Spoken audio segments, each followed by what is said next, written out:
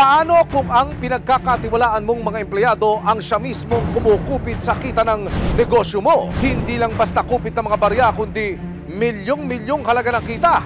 Aray ko po naman! Yan daw mismo nangyari sa isang gasolinahan noong taong 2021 sa Binangonan, Rizal. Sa isinagawang investigasyon ng Binangonan Municipal Police Station, 2021 pa lang nagsimula na ang dalawang empleyado ng gasolinahan na mangupit di umano ng pera.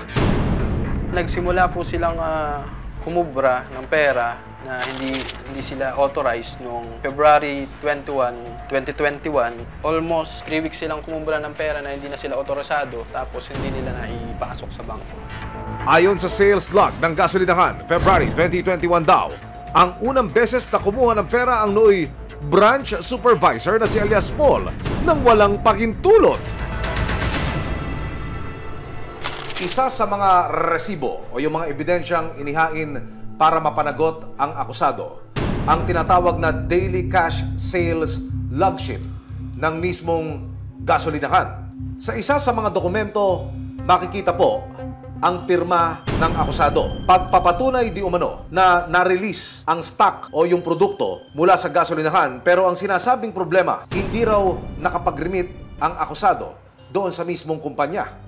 Nakasaad din po sa dokumento yung halaga ng perang nakuha ng akusado. Naganap po ang 3 transaksyon mula po noong Pebrero hanggang Marso.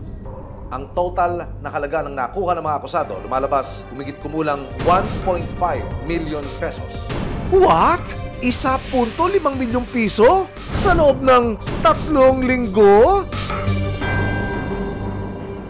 Kwento ni Ana, hindi niya tunay na pangalan na siyang head supervisor ng gasolinahan at katrabaho ni Paul noon. Napansin daw niya ang tila pagiging maluwag ni Paul sa pera noong mga panahon na iyon. May one time na pumupunta sila dito ng Batangas, may kasama siya nakamotor. Umiikot-ikot sila kung saan-saan kumakain sa labas. Nang hanapin ni Ana ang mga deposit slip na siyang resibo sa pagre-remit ng kita ng gasolinahan sa kanilang head office, dito na raw nagsimulang maging kahina-hinala si Paul. Si supervisor, hindi na talaga siya nagpakita. Dahil sa pangyayaring ito, nagbaba ng order ang gasolinahan na hindi na pwedeng humawak ng pera ang mga hindi otorisadong empleyado ng kumpanya, kabilang na si Paul. Pero ang head cashier ng gasolinahan na si alias Betty, pinayagan pa rin daw si Paul na kumuha ng pera. Hindi niya makukuha yung pera kung hindi pinayagan ni... Dahil sa natulugang sa buhatan ni Paul at Betty at dahil umabot na raw sa humigit kumulang 1.5 milyong piso ang nawawala sa kita ng gasolinahan, April 13, 2021 sa bisa ng Secretary's Certificate ng gasolinahan, nagsampa ng reklamo si Ana kasama ang isa pang Human Resource Officer laban sa 2 empleyado. Kaya pumasok sa qualified theft yung kaso ng ating 2 suspect dahil sa grave abuse of confidence o tinatawag na pagsira nila sa confidence sa tiwala ng kanilang employer. Imbis na gawin nila yung kanilang trabaho ay nagawa pa nilang pagnakawan ang kanilang employer. Isang taon matapos ang pagsasampa ng kaso ni Ana, April 8, 2022, ibinaba na ang warrant of arrest para sa kaso ni Paul at Betty na qualified theft. Pero ang 2 suspect na tila nag-ala Bonnie and Clyde, hindi na raw makita. Hindi na sila pumapasok simula nung maimbestigahan ng gasoline station yung pagkawala ng kanilang pera. Actually, yung address na binigay o aming nakuha nung una ay dun sa Bulacan.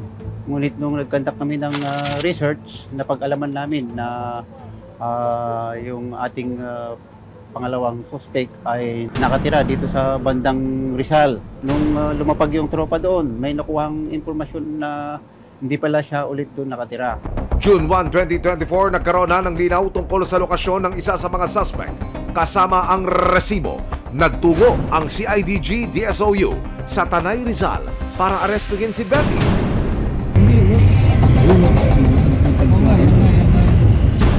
Nang hanapin sa unang lokasyon ng suspect, walang Betty na humarap. Ano po si Ate Opo. Bakit? Wala, magtatanong lang po sana kami ng paupahan dito. Matapos ang 2 oras na paghihintay kay Betty sa unang lokasyon, sunod na tinungo ng CIDG, DSOU at Resibo ang isa pang lugar sa Rizal. Habang kausap ng asset ng kamag-anak ng suspect, bumulaga sa mga operatiba ang hinahanap nilang si Betty. Ayun, lumabas. Labas ko yung mga. Sige, hindi na alis yan. Ito na rin ang hudyat para hulihin ng mga operatiba si Betty. Kayo po si Ma'am Habang binabasahan ng kanyang mga karapatan, si Betty hindi makapaghintay. Naghugas kamay agad siya sa nangyari. Tumatawag ako lagi sa kanila para doon po sa pera. Tapos ang sinasabi niya lang po lagi sa akin is, nagka-cut off yung, nagka-cut off yung bangko. Tapos wala po siyang mabigay sa akin ng deposit slip po. Tapos wala naman po ako nahawakan kahit piso doon. Pero ang say ng dati nilang bisor na si Ana, "Ama ka na, Betty!" Yung head cashier, dapat siya yung nagpapatupad ng policy sa station, lalo-lalo sa pera. Alam ng mga cashier noon na bawal kukuha ng pera na hindi nag-update sa management or utos ng management. Pero ang laging mukhang bibig ni head cashier ay siya daw ang bahala pagka kumukuha siya ng pera. Sorry, Berry. Sa korte ka na lang po magpaliwanag. Napag-alaman ng Resibo na January 5 nitong taon, nahuli na ng ibang unit ng PNP ang partner in crime ni Betty na si Paul, pero nakapagpiyansa rin daw ito agad sa pag-asang makuha ang kanyang panig ukol sa mga paratang laban sa kanya. Nitong June 11, 2024, nagtungo ang Resibo sa Pulilan, Bulacan. Pero ayon sa mga taga-barangay, hindi raw nila kilala ang suspect. Hindi ko talaga kilala, hindi namin kilala yung taong yan. Ngayon po ay ika-13 sa buwan ng Hunyo. Nakuha po natin yung numero ng tiyuhin ng supervisor ng gasolinahan. Siya ho yung itinuturong parang primary accused dito sa naganap na nakawan sa lugar na iyon. Kanina pa ho kami tumatawag. Ito na ho yung pang-ilang beses na attempt, subalit di ho kami sinasagot. Bukod ho sa mga tawag, magpapadala rin po kami ng text message dito ho sa tiyuhin ng supervisor. Baka sakali ho sumagot, pero nag-attempt na rin ho kami itong mga nakalipas. Hindi ho kami nakakatanggap ng reply sa kanila. Naharap sina Paul at Betty sa kasong qualified theft o paglabag sa Article 310 ng Revised Penal Code of the Philippines.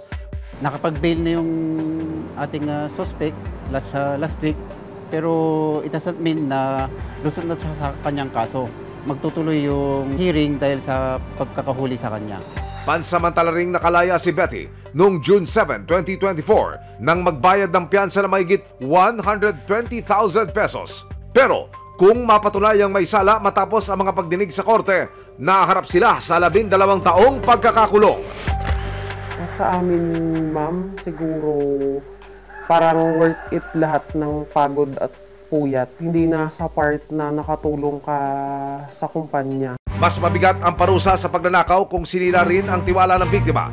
Nariyan ang batas para habulin ng mga abusado. Go. Lalo na kung malinaw pa sa sikat ng araw ang mga resibo.